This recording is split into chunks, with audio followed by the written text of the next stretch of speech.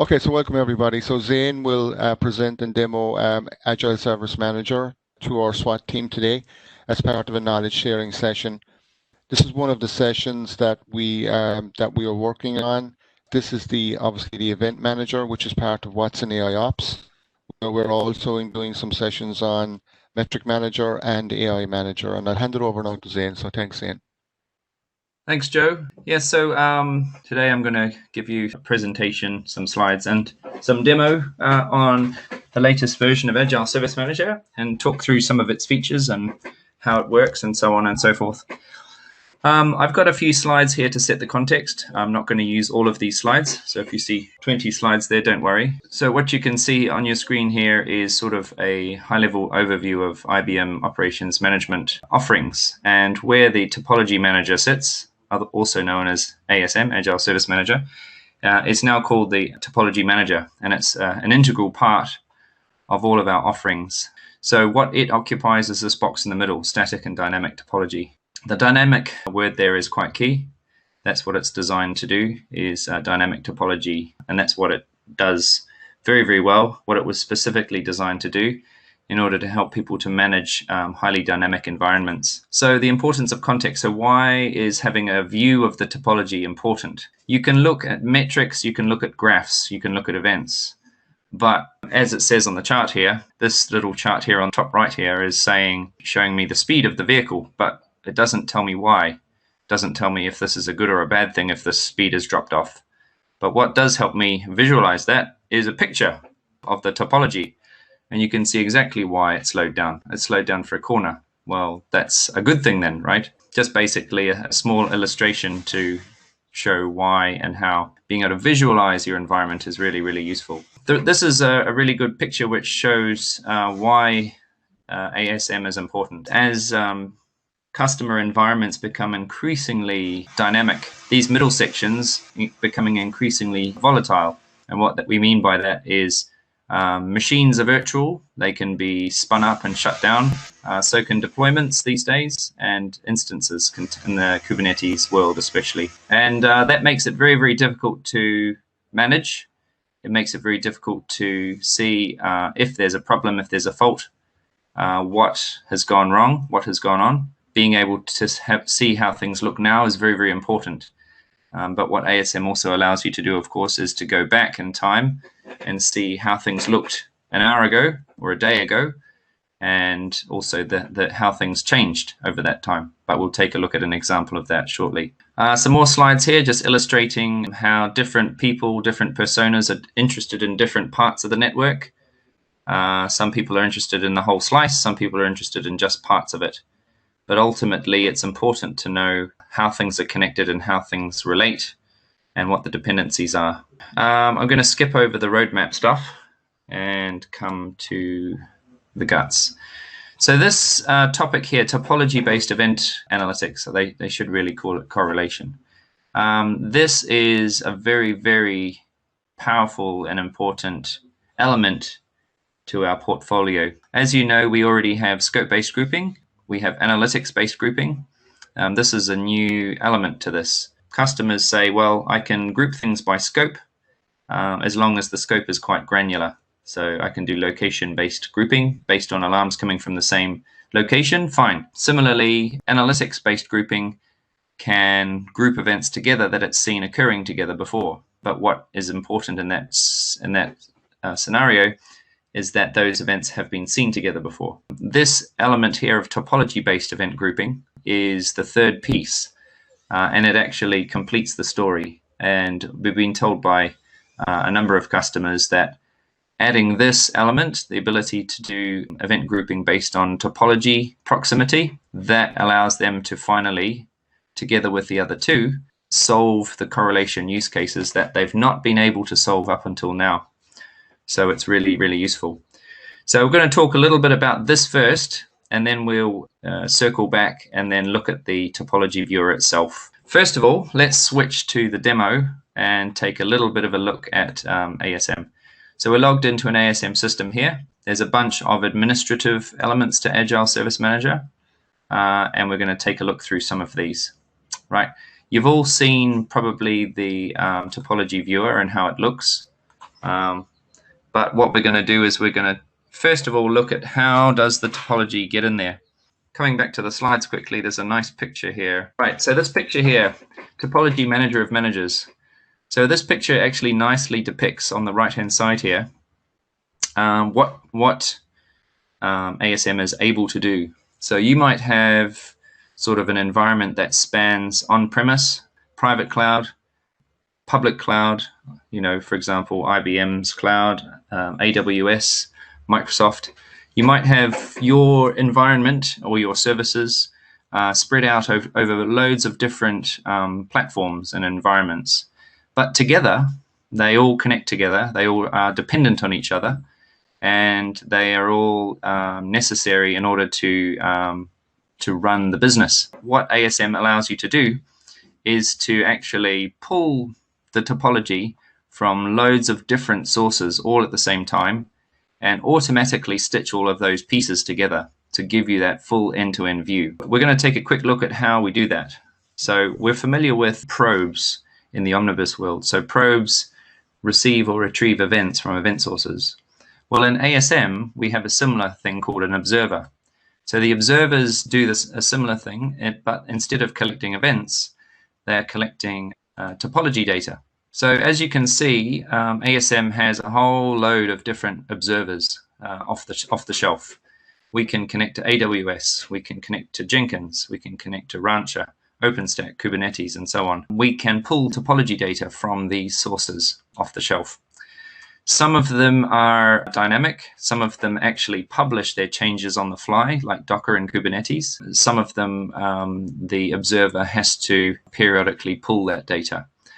But in any case, these ones are off the shelf. Customers can just grab the observers they need, pull the topology data from the source, and then stitch the topology together with the merge rules.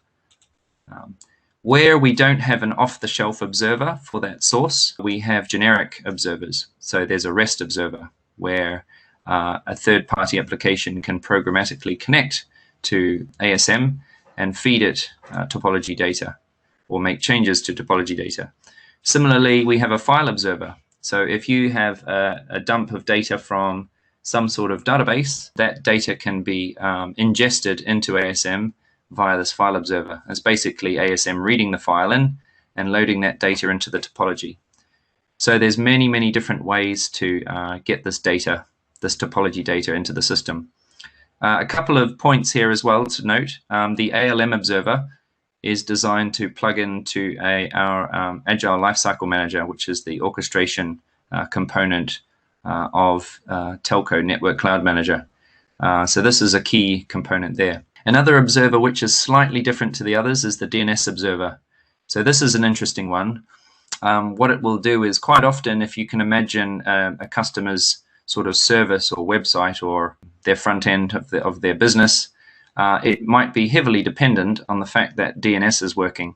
So all the back-end systems could be working, but if DNS is down or not working as it should do, then nobody will be able to get to their website. So the DNS observer is a curious one. It actually, you give it an IP address and or a domain name or a URL, and it will actually monitor its availability.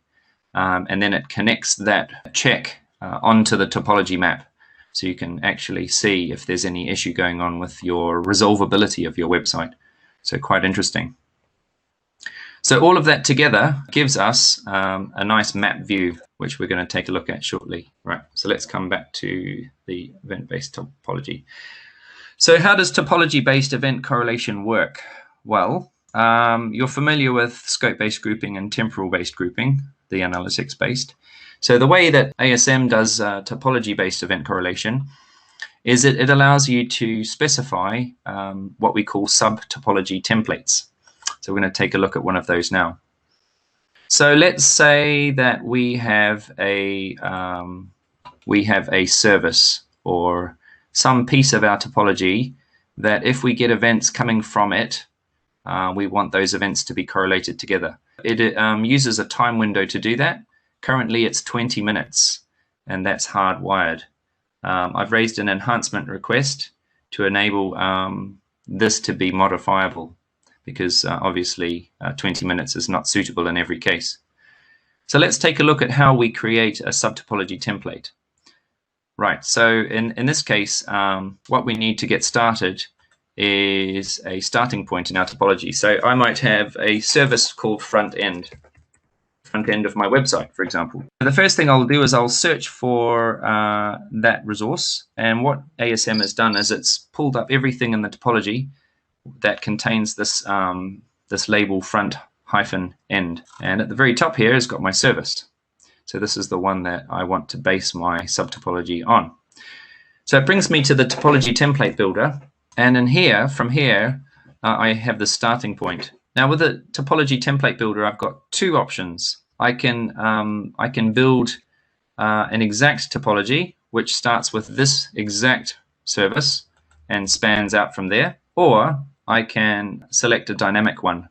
Now the reason I would choose an exact or dynamic is maybe I have core ring in my network or something very specific in my network or in my environment that I know exactly how I want to define it.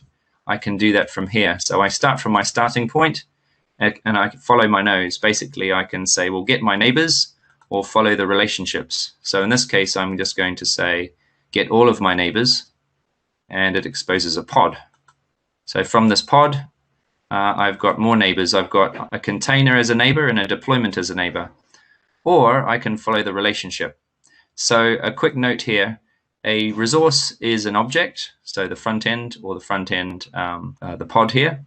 And a relationship is the lines that join them. You can have multiple resources and you can have multiple lines that join together resources. In this case, the resource type is called exposers. And we'll take a look at some examples of other ones shortly. So from the front end, I can follow relationships based on managers or members of this pod, or I can look at the neighbors, the resources being containers or deployments. In this case, I'm going to follow all of my neighbors, and I'm going to keep going a little bit. This one here is the this resource is representing the actual deployment. The deployment manages a pod, and the pod is exposed by the service, and so on and so forth. So this is sort of a logical representation of a Kubernetes service. So from the front end, I'm going to go a little bit further, and I can see that I've got an image on which this container is based, and I've got a server that container is running on. So now this might be my exact topology that I want to actually define. Now the topologies are used in two different ways, two main ways really. We've talked about how they're used to define a boundary for event correlation. And in this case, I've got three events that would be grouped by this topology definition. The other way that it's defined is topologies that I define are also available in the topology dashboard, which we can see here. So here's some topologies that have already been created. And what it allows us to do is it allows me to see at a glance all of the parts of my environment that are particularly important to me. So as you can see here, these all relate to my application, right? Shipping, payment, the front end part, which is the web browser, the shopping carts, the orders database, and the order service itself.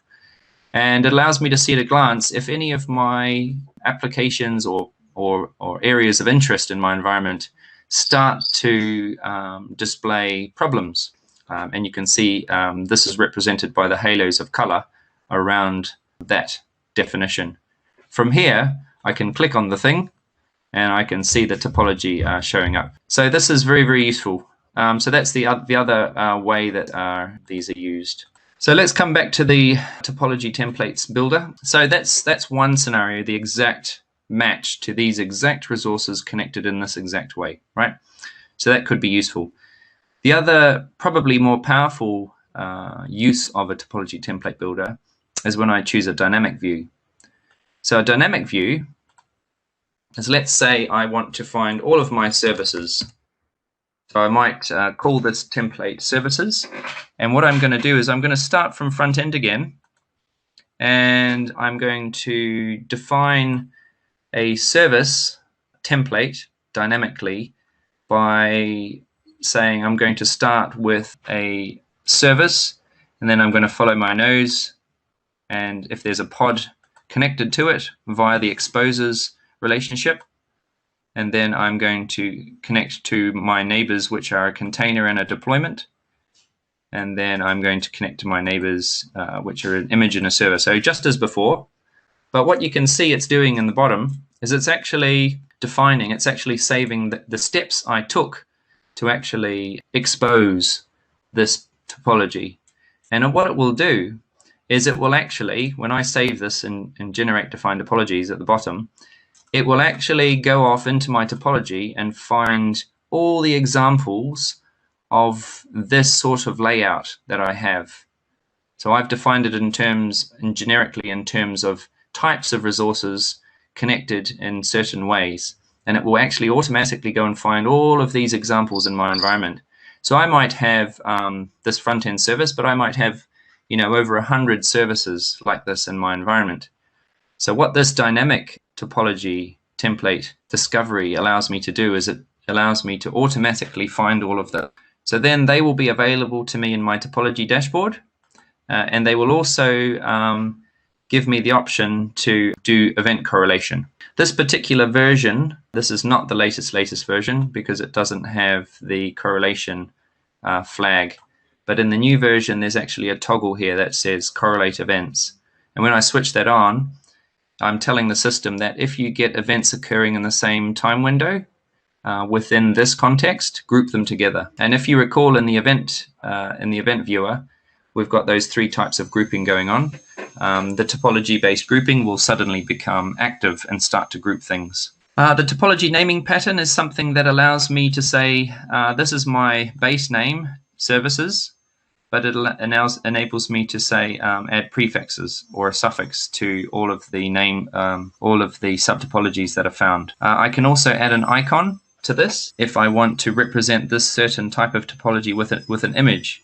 Where this comes into play is here.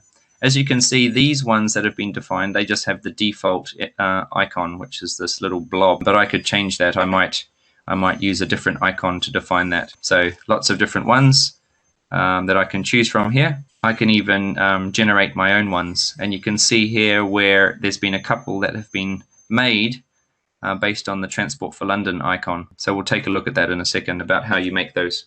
Actually, we can do it from here. So if I wanted to create my own icon, I just click on the plus, I give it a name, and what I do is I simply put SVG XML into this box. It's just a format for an icon, and it's basically XML code. If you have an icon that you want to use, there's plenty of websites around where you can upload the icon and it will generate the SVG XML for you. You simply paste it into this box, and you'll see a preview of it appear on the left here. It will then save it in the system, and you'll be able to use it within ASM to link to topology types. You can also associate icons with resources as well. In this particular case, you can see front end has this funky blue cloud. The server resource has a little icon of a little server with three little green lights. So we've talked about global settings. We've talked about observer jobs. Makes sense. We've talked about how once we've got our topology, we can actually define subtopologies. And now we're going to circle back. We've looked at the topology dashboard. So this is basically showing me all of my predefined subtopologies. I can see at a glance all of my defined subtopologies. They get bigger if they've got more resources, and they get bigger if they've got events too. If they're small and in the background, it means nothing's going on. Right? There's 5 resources, but there's no events. So they've shrunk to the background, you see. The ones that have events have gotten big. And it allows me to very, very quickly say, oh, there's a problem with the front end. I can click on it, and here's my subtopology. I can look at the events. I can look at the underlying events by clicking on resource status. There's a network error rate high. Okay. So meanwhile in Omnibus, these events would have all been grouped together, which is nice.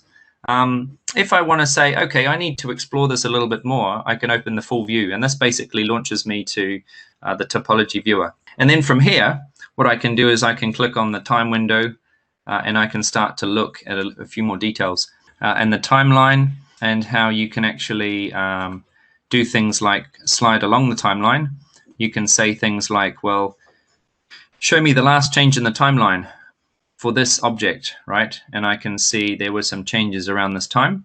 I can then switch on the delta, which gives me 2 pins, and I can see, okay, so what happened between this point in time and this point in time. I can see in this case I had a lot of containers and a lot of things deployed, and a whole load of things were deleted. I can see this because they are grayed out, and they also have a little minus sign next to them. Similarly, if I put the pin on the other side, I can see a whole load of resources were added. So this is indicated by the little purple plus symbol everywhere. In fact, everything was added between those 2 points in time. If I find a very specific point in the timeline, or I switch on delta and I find a very specific delta that I want to share with my colleague, I can do so by using this little button up here. I can share a direct URL which maps to this exact view that I'm looking at here. It's all encoded in the URL. Or I can export a PNG, which image file, or I can export even as SVG XML if I want to. And I can share this with my colleague and they can see exactly what I'm seeing.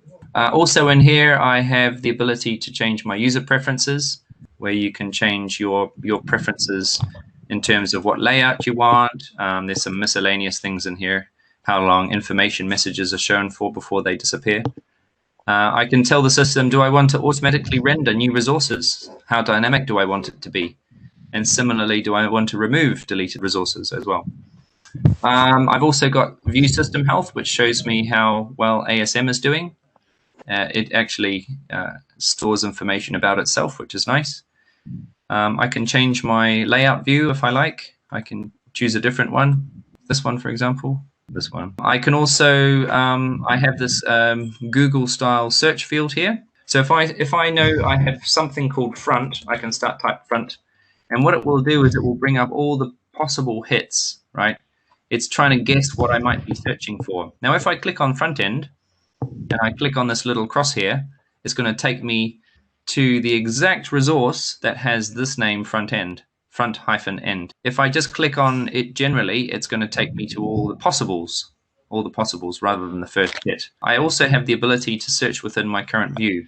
So if I hover over these, you can see it's highlighting the things in my current view that contain the word front-end. If I click on front-end, it takes me to this screen which we saw before. I can change the number of hops that I want to look at. Maybe I want to reduce that. I can change where my view is centered on. Maybe I want to actually view my center on the server. It changes what I'm looking at as well. Make that 3 hops again. I can change whether I'm looking element to element or host to host or element to host. So that depends on the resources inside the window. I then also have a filter, so I can filter out certain types of resources. And if I hover over it, it shows me where those are. Or certain types of relationships. Maybe I'm not really interested in the realizers relationship.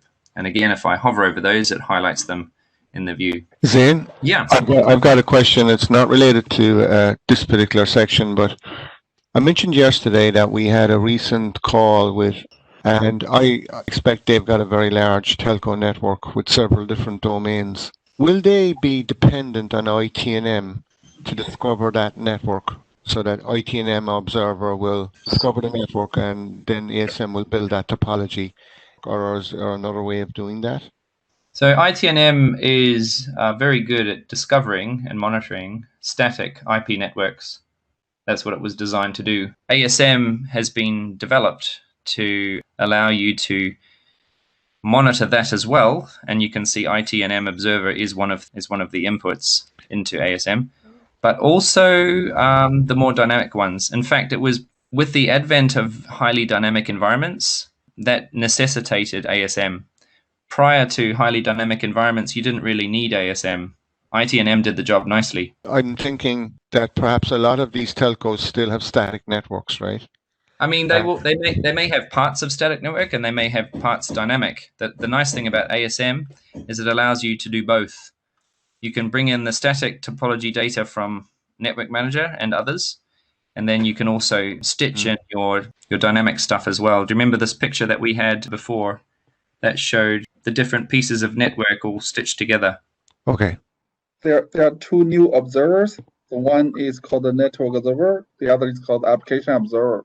So it looks like they are trying to use that Network Observer to replace the ITNM. Well, you can see the ITNM observers there. You see a network observer too. The last thing I wanted to show you is some of the cool things that we can do with ASM now. We've got a new capability that allows you to take the geo coordinates from resources. It allows you to have geolocation data embedded within the resources themselves, and then you can overlay that onto maps like this one. So this is an example of the Transport for London tube map, and what it's done is it's taken all this data and it's actually laid all the resources out and the relationships with these lines, and it's put them on an actual map. And I can see I've got 70 critical problems going on in central London. So what I can do is click on that, and it zooms in there, and it shows me all my disparate stations along the tube lines. For the most part, they're all green, everything's good. But I can see I've got a problem here down in Southwark. Click on that, South Bank, and it's actually at Waterloo Station. So I've got something going on there. So I've got a problem at Waterloo Underground Station. I can see there's no service until further notice. Well, that's no good. And I've got something else going on here. That's probably affected by that. You can see it's this is an example of how generic Agile Service Manager is. You can use it to represent any sort of topology, from a tube map to anything else. Got a problem going on here at Bank Station. Looks like that station has no service as well. And as you can see here, we're using some custom icons. We're enhancing the relationship lines with color. That's something else you can do. Yeah, it's pretty cool. And I think customers are going to like this feature a lot, especially that you can see your whole environment and zoom in, and it explodes and expands as you do it. Yeah. Just a quick question here. Which interface of the map you are using? Is that Google Map? This one is, as you see on the bottom right, it says OpenStreetMap. Yeah, which is free. But that's the main focus. I mean, is that a free service? Because otherwise, the customer will ask, how can we use it, right? Maybe they have to pay for the interface. Yeah, I think you can use Google Maps. It's an option, and what happens is you have to separately pay for a subscription to the service, and then somewhere in the configuration, I can't remember where, you actually put your special token, and then it allows, and then when the system tries to connect to Google Maps responds with the data. So you can use Google Maps if you want. Yeah, but, thanks. The second question is, you can see the line, right? And there are some curves in the middle. And in my understanding, there should be a node. Otherwise, there should be straight line. Why there is a curve in the middle? Yeah, there's no node. I think this is because the actual tube line isn't straight. It does actually follow a curve. But I'm not exactly sure how he has achieved that. Maybe there's a hidden node here. Yeah, because we have to understand how it works, because Pod is asking, they want to follow the fiber that exactly follow, the lines, right? So we have to know how can make the curves everywhere. But it's nice to know that it's possible, right? Yeah, that's great. Yeah. I have a feeling it might be some invisible nodes that are hidden or something. So Zane, just when you zoom in, we'll say on Waterloo Station there, and there's a failure, are you able to see on the event viewer, can you see the events that are associated with that? The events are here. But does it help you understand the probable root cause, or is this just at more a higher level? What if I wanted to drill further down into this to see what's going on in there? Yeah, so once you drill down into here, the actual resource, you're actually able to see all of the information relating to this.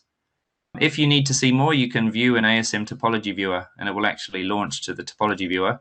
And from there, you can actually launch to the real events. So from here, you'll have the timeline. So you can see there's Waterloo. Okay. It has events. And we can actually see the events here. They're the same ones.